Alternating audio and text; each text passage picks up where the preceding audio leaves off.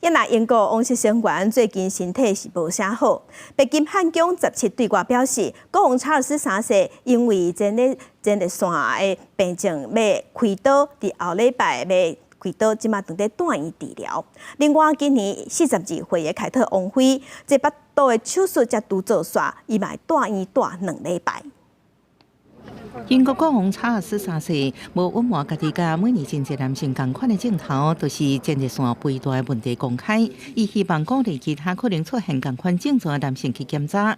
北京汉宫17声明，今年75岁国王查尔斯3世下礼拜会住院开刀，伊的病情是良性，即摆是因为应该看医生都应该看。 收养期间，伊的公开行程拢会延后。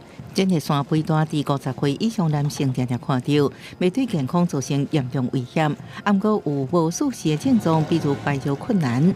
就在国王要接受治疗消息传出了后90分钟左右，伊新妇42岁凯特王妃，才拄伫伦敦一间私人诊所腹肚开刀，要住院2礼拜。肯辛顿宫声明，威尔斯王妃凯撒琳殿下已经伫10日成功动完腹肚手术。王妃理解这份声明会引起关注，毋过希望互囡仔用正常生活，家己有医疗温书。法界目前无法度知影是啥物款的手术。根据美国有线电视新闻网 CNN 照王室消息台湾报道。